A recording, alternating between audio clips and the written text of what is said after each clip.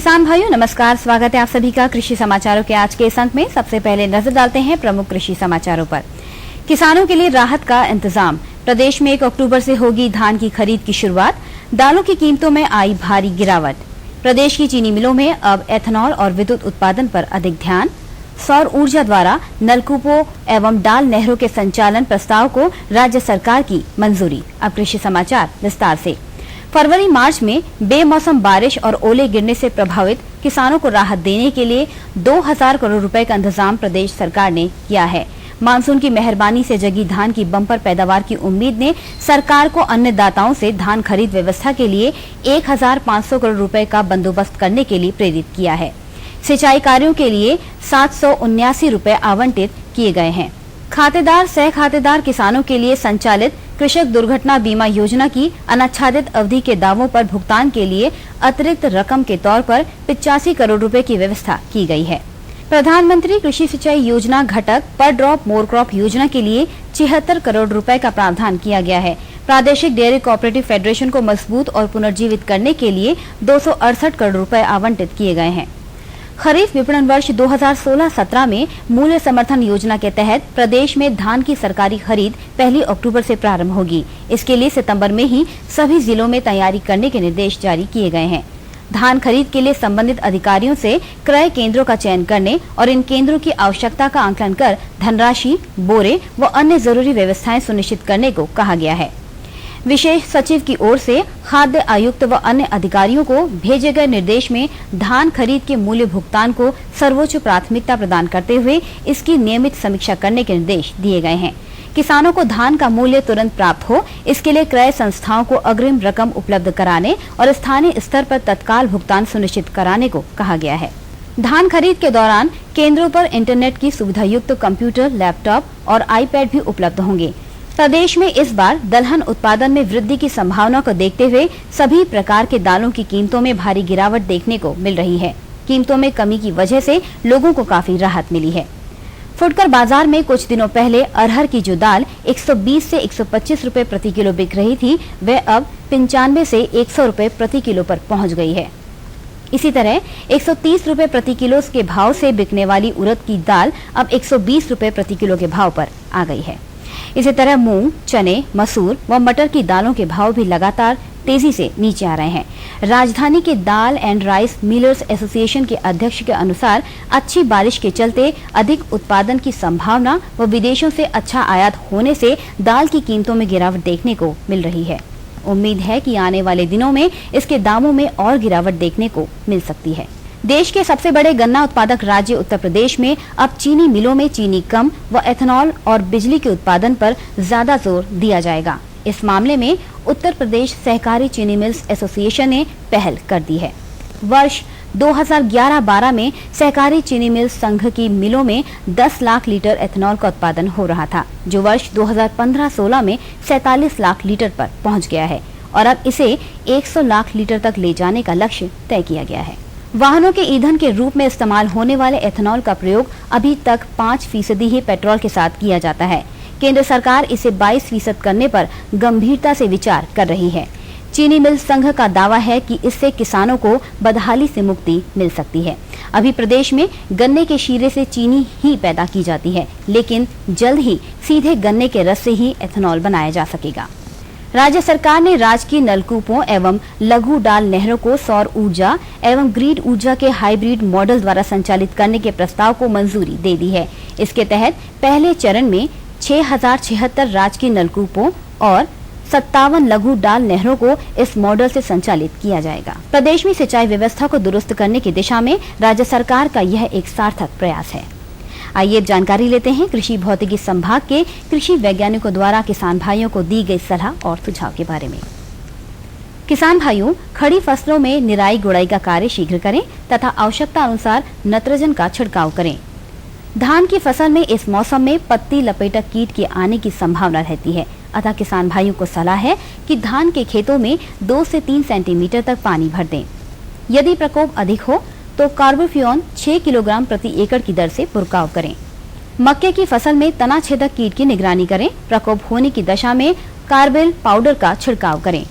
Soybean, मूंग व उड़द की खड़ी फसलों में इस समय सफेद मक्खी चूसक कीटों का प्रकोप होने की संभावना बनी हुई है। अतः लगातार निगरानी करते रहें तथा प्रकोप दिखाई देने पर इमिडाक्लोप्रिड 1 मिलीलीटर प्रति 3 लीटर पानी की दर से घोल बनाकर साफ मौसम में छिड़काव करें।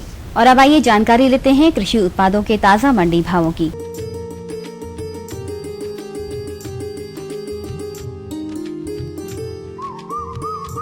प्रदेश की विभिन्न मंडियों में गेहूं का भाव प्रति क्विंटल इस प्रकार रहा। लखीमपुर की मंडी में 1580 रुपए प्रति क्विंटल, मेरठ में 1670 रुपए, आजमगढ़ में 1660 रुपए और बहराइच की मंडी में 1620 रुपए प्रति क्विंटल के भाव बिका। चना लखीमपुर की मंडी में 7200 रुपए प्रति क्विंटल, मेरठ में 8180 रुपए, आजमगढ़ में 8030 रुपए और बहराइच की मंडी में 8240 रुपए प्रति क्विंटल के भाव रहा। चावल लखीमपुर की मंडी में 2405 रुपए प्रति क्विंटल, मेरठ की मंडी में 2325 रुपए, आजमगढ़ में 2190 रुपए और बहराइच की मंडी में 2195 रुपए प्रति क्विंटल के भाव बिका। सरसों लखीमपुर की मंडी में 4120 रुपए प्रति क्विंटल, मेरठ में 4250 रुपए, आजमगढ़ में 4160 रुपए और बहराइच की मंडी में 4120 रुपए प्रति क्विंटल के भाव रहा।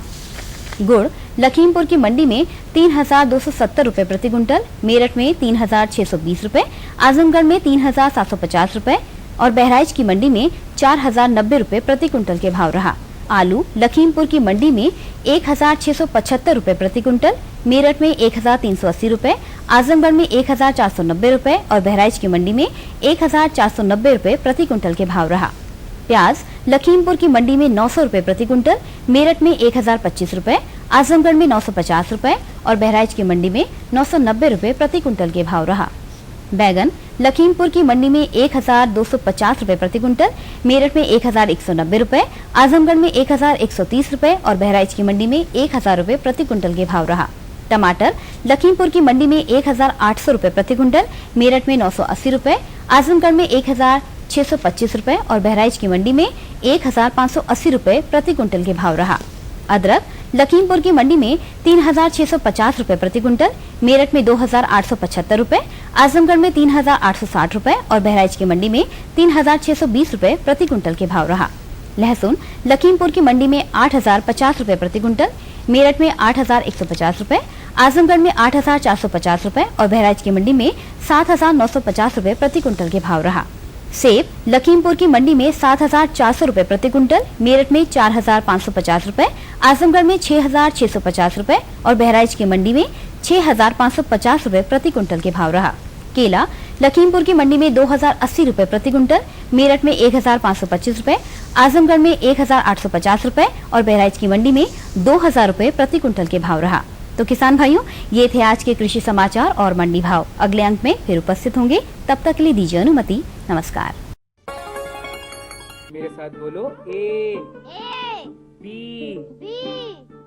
अरे नादान, बच्चे को एबीसी सिखा रहा है। अरे काम धंधे की एबीसी तू कब सीखेगा? ये देख विज्ञापन। तेरे जैसे कृषि विज्ञान सीखे हुए युवाओं के लिए भारत सरकार के कृषि मंत्रालय ने एक योजना बनाई है, ACABC। ACABC? जी हाँ, ACABC यानी एग्री क्लिनिक्स और एग्री बिजनेस सेंटर। इसके तहत कृषि विज्ञान पढ़े युवाओं का चयन होने पर उन्हें मुफ्त ट्रेनिंग दी जाती है और हाँ, अपना कारोबार चलाने के लिए बैंक से लोन भी मिलता है। इसके साथ ही अगर युवा अपने इलाके के किसानों की खुशहाली के लिए उन्हें खेती बाड़ी व अपने कारोबार से जुड़ी लाभदायक जानकारी देते रहेंगे तो उन्हें लोन पर 36 से 44% तक की सब्सिडी भी मिलेगी। तब तो मैं जरूर सीखूंगा काम धंधे की ABC। शाबाश। चलो अपनाएं स्वरोजगार, खेती में हो विकास अपार। खुशबू की फुहार में, स्वाद की बहार में, तरक्की की तानों में, खिलती मुस्कानों में, हरे भरे पौधों में, बड़े बड़े सौदों में, मधुर भिनभिनाहट में, खुशियों की आहट में, बागवानी मिशन, हमारी चाहत, आपकी मुस्कुराहट।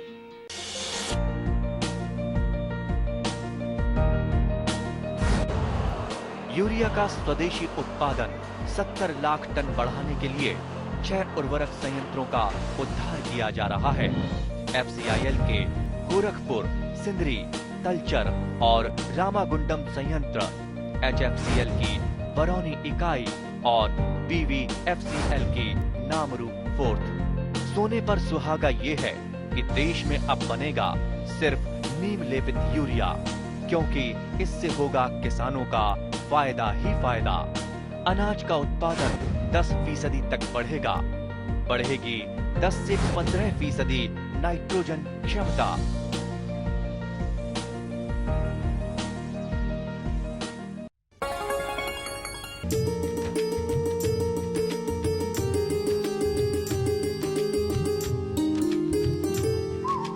किसान भाइयों नमस्कार। कृषि समाचारों के बाद आपका स्वागत है आपके अपने कार्यक्रम कृषि दर्शन में। किसान भाइयों, किसी भी फसल के बेहतर उत्पादन के लिए ये बहुत आवश्यक है कि उसकी मृदा का स्वास्थ्य अच्छा हो, उसकी मिट्टी अच्छी हो। सरकार द्वारा एक बहुत ही महत्वाकांक्षी योजना चलाई जा रही है, मृदा स्वास्थ्य कार्ड। उसी से संबंधित है हमारा आज का विषय, मृदा स्वास्थ्य कार्ड आवश्यक क्यों। इस विषय पर जानकारी देने के लिए आज हमारे साथ हैं डॉक्टर RK दोहरे। आप हैं प्राध्यापक कृषि प्रसार नरेंद्र देव कृषि एवं प्रौद्योगिकी विश्वविद्यालय फैजाबाद। तो आइए उनसे बात करते हैं। डॉक्टर साहब, आपका स्वागत है हमारे कार्यक्रम में और हम बात करने जा रहे हैं मृदा स्वास्थ्य कार्ड के बारे में और वो कितना आवश्यक है हमारे किसानों के लिए, क्यों उसको अपनाएं। तो संक्षेप में जानना चाहेंगे मृदा स्वास्थ्य कार्ड है क्या। देखिए किसान भाइयों, मृदा स्वास्थ्य कार्ड एक आपकी खेत की जांच के बाद जो मृदा के नमूने आएंगे, जो मृदा की तत्वों के बारे में जानकारी आएगी, उसके लिए एक कार्ड है।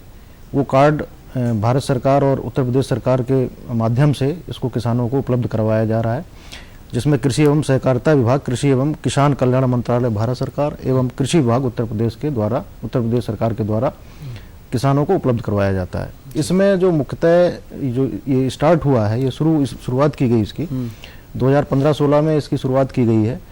मुख्यतः किसानों के पास लेखा जोखा अपनी भूमि के बारे में नहीं रहता है कि मृदा में कौन से तत्वों की कमी है, किस तरह के तत्वों की कमी हो रही है और किस तरह के फर्टिलाइजर और उर्वरकों का हमें प्रयोग करना है, क्या क्या उसमें तत्व चाहिए। इसके परिणाम उसमें लिख के उनको उपलब्ध करवाए जाते हैं। उसी के हिसाब से संस्तुतियां की जाती हैं कि हमारे किसान भाइयों को किस मात्रा में और कितना उर्वरक डालने की जरूरत है। जी, ये है मृदा कार्ड। तो इसमें जो मुख्यतः हम यहाँ बताना चाहेंगे, इसका एक जो मेन मोटो है, मेन उद्देश्य है, स्वस्थ धरा खेत हरा। इसका जो स्वस्थ धरा खेत हरा मतलब स्लोगन है इसका। ये स्लोगन है मृदा कार्ड के लिए, जिसमें मुख्यतः 16 तत्वों की जरूरत होती है हमारी फसल के लिए। हमारे खेत में जो उपलब्ध हैं उनके 16 में से मुख्यतः मुख्य पोषक तत्व हैं मृदा pH, EC, जीवांश carbon, nitrogen, phosphorus एवं पोटास। ये मुख्य पोषक तत्वों में आते हैं। और द्वितीयक पोषक तत्व हैं जिसमें sulphur, zinc, boron, iron, manganese और कॉपर, ये हमारे द्वितीयक पोषक तत्व हैं। और जैविक खाद, उर्वरक, जैव उर्वरक, चूना और जिप्सम, ये मुख्य और जो गौड़, इन तत्वों का जो हमारे किसान भाइयों को उपलब्ध करवाया जाता है कि कितना इनका जमीन में जरूरत है, कितना उपलब्ध है और कितनी आवश्यकता है। मतलब इन 16 तत्वों की जानकारी रहती है कि आपकी जमीन में इन 16 तत्वों में कौन तत्व कितना है, ये स्थिति आएगी। डॉक्टर साहब, हम प्रक्रिया की बात कर लेते हैं थोड़ा सा। ये तो बात हो गई, कार्ड में ये सब जानकारी मिलेगी। हमारा कोई किसान है, उसको जो है अपना मृदा स्वास्थ्य कार्ड बनवाना है, तो उसको सबसे पहले क्या करना होगा, वो किससे मिले, स्वास्थ्य कार्ड कैसे बने, उसकी जमीन की जांच कैसे हो। बिल्कुल सही आपने पूछा किसान भाइयों। देखिए, मृदा स्वास्थ्य कार्ड आपको निःशुल्क उपलब्ध करवाया जाता है।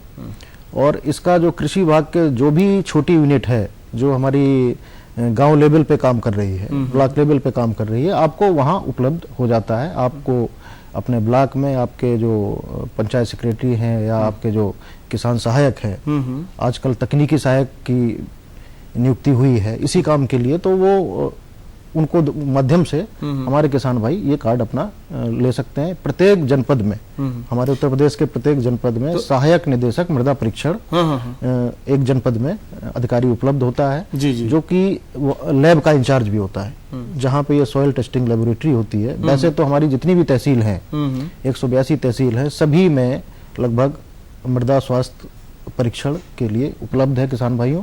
और आपको ये कार्ड बनवा लेना चाहिए। जागरूक की पहचान है ये। डॉक्टर साहब, मृदा स्वास्थ्य जो आपने कहा सहायक निदेशक मृदा स्वास्थ्य का पद है, तो हमारा किसान को वहाँ आवेदन करना होगा, प्रार्थना पत्र देना होगा कि मुझे अपने खेत की जांच करानी है, इसकी मिट्टी की जांच नहीं, करानी आपको जो सबसे छोटी यूनिट है जो गांव लेवल पे ही है, हमारे किसान भाई वहीं आवेदन कर देंगे कि हमें मृदा स्वास्थ्य कार्ड बनवाना है, तो निःशुल्क उनका कार्ड बनके आ जाएगा। और मृदा परीक्षण करवाने के लिए आपको चाहिए कि जो लेबोरेटरी है तहसील में या हमारे कृषि विश्वविद्यालय हैं जो भी उनके यहाँ लेबोरेटरी है उन विभागों में या हमारे जनपद स्तर पर है, वो आपका मृदा नमूना वहीं पे एकत्रित होके और परीक्षण के लिए चला जाएगा। अच्छा, दोनों चीजें अलग अलग हैं। मृदा स्वास्थ्य कार्ड के लिए आपको आवेदन करके मृदा स्वास्थ्य कार्ड बन के आ जाएगा कि इनका मृदा स्वास्थ्य कार्ड ये है, और जब हम मिट्टी की जांच कराएंगे तब वो चीज उसमें भरी जाएगी। उसमें भरी जाएगी, तब आपके कार्ड में वो इंगित किया जाएगा कि कितना आपको खाद की जरूरत है, उर्वरक की जरूरत है और कितना आपकी भूमि में ये उपलब्ध है। डॉक्टर साहब, थोड़ा डिटेल में जाएंगे। कई प्रकार की फसलें हमारे प्रदेश में होती हैं, भूमियां अलग अलग हैं। अब मृदा परीक्षण की बात करते हैं। मृदा परीक्षण के बाद इसमें कैसे जो आपने 16 तत्व बताए हैं वो भरे जाते हैं, इस प्रक्रिया के बारे में थोड़ी बताएं। देखिए, मृदा परीक्षण में जो किसान का विवरण सबसे पहले तो उसमें मृदा स्वास्थ्य कार्ड में भरा जाएगा, जिसमें एक नाम, पता, ग्राम, उप जिला या तहसील, जिला, पिन कोड, आधार संख्या और मोबाइल संख्या, ये जो मुख्य इंफॉर्मेशन होती है, मुख्य विवरण होता है।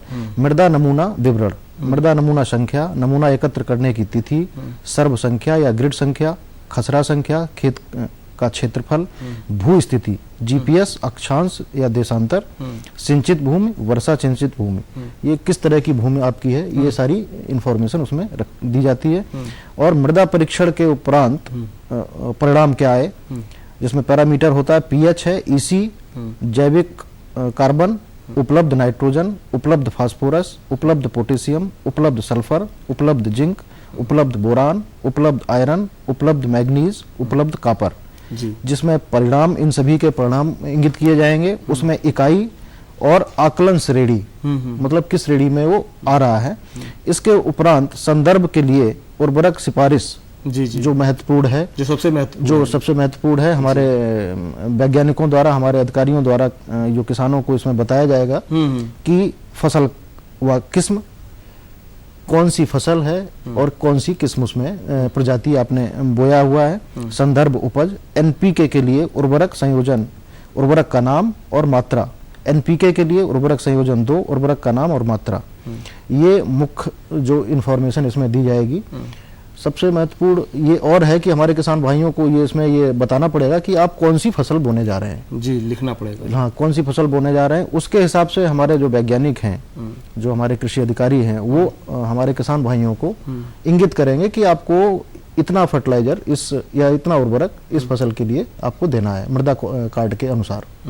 मतलब जिस किसान का मृदा स्वास्थ्य कार्ड बन गया है और वो अपनी भूमि की जांच कराना चाहता है, उसको ये कहना है कि हमें गन्ना बोना है या हमें गेहूं बोना है, तो उसकी भूमि की स्थिति आ जाएगी, भाई ये आपकी भूमि में तत्व उपलब्ध हैं और इन तत्वों की कमी है जिसकी आप पूर्ति करें, और सिफारिश यही कर दी जाएगी। उसके आधार पे किसान उर्वरक का प्रयोग कर सकता है। तो ये किसानों के लिए बहुत अच्छी बात है और हमारी भूमि भी उर्वरक बनी रहेगी और जो संतुलन है वो नहीं बिगड़ेगा।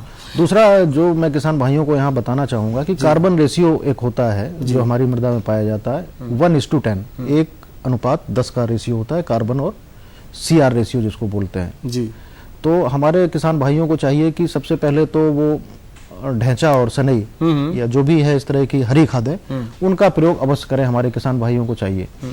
क्योंकि जो भी नाइट्रोजन, फास्फोरस या पोटास, जो भी NPK है, उसको सही रूप में हमारी फसल तभी ले सकती है जब हमारी जो मृदा में जीवाश्म कार्बन की मात्रा सही रहेगी। तो डॉक्टर साहब, इस कार्ड में ये बात तो भी लिखी होगी कि भाई आपकी कार्बन रेशियो क्या है, ये भी इसके जिक्र है, जिक्र रहेगा और तभी उनको उसी के हिसाब से जीवाश्म कार्बन की मात्रा भी पता चल जाएगी उनकी भूमि में क्या है। किसान भाइयों, मैं यहाँ पे बताना चाहूंगा कि हमारा जो टोल फ्री नंबर है कृषि विभाग का, ये इस पे 1800-180-151 इसको हमेशा ये उपलब्ध रहता है। इस पे आप अगर आपको कोई किसी भी तरह की कोई दिक्कत आ रही है तो आप इस पे भी हमारे वैज्ञानिकों से, अधिकारियों से पूछ सकते हैं कि कहाँ पे बनेगा और कैसे बनेगा। ये अवधि क्या होती है? एक बार किसी ने किसान ने बनवा लिया मृदा स्वास्थ्य कार्ड तो वो कब तक चलता होगा? ये 3 वर्ष तक वैलिड रहेगा। 3 वर्ष तक आपको दोबारा बनवाने की जरूरत नहीं पड़ेगी।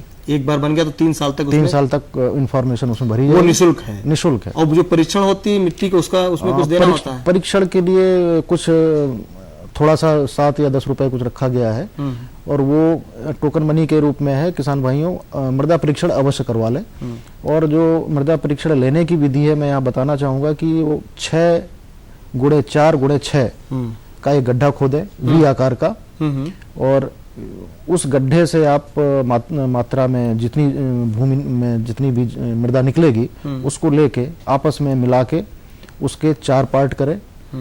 4 पार्ट करने के बाद आमने सामने के पार्ट ले लें और बाकी हटा दें। फिर उसको करें। इस तरह से करते करते जब आधा किलो मिट्टी बचेगी तो उसको एक साफ पॉलीथिन में या साफ किसी कपड़े में लेके वो जो आपका नमूना एकत्रित हुआ है उसको भेज दें, और उसी पे जब रिपोर्ट आएगी आपके मृदा कार्ड में वो रिपोर्ट इंगित कर दी जाएगी।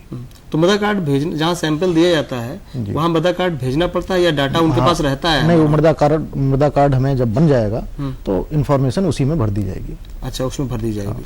मृदा में कई बार कई प्रकार की, जैसे ऊसर भूमि का भी प्रशिक्षण होता है? किसी भी प्रकार की मृदा, किसी भी प्रकार की जो भी भूमि है वो आपको उसमें उपलब्ध करवाया जाएगा। ऊसर है या आपकी मतलब ये कह सकते हैं भूमि कोई किसी प्रकार की सबकी जांच हो सकती है। बिल्कुल। और 6.5 पीएच से 8.5 पीएच तक की जो भूमि है वो सबसे उपयुक्त भूमि किसान भाइयों होती है, जो खेती बाड़ी लायक होती है। उससे ज्यादा पीएच पे बात हम और लंबी कर सकते हैं, लेकिन हमारी घड़ी की इशारा कर रही है कार्यक्रम को समाप्त किया जाए। आप हमारे कार्यक्रम में आए और किसान भाइयों को मृदा स्वास्थ्य कार्ड आवश्यक क्यों है इसके बारे में जानकारी दी, इसके लिए आपका बहुत बहुत धन्यवाद। धन्यवाद।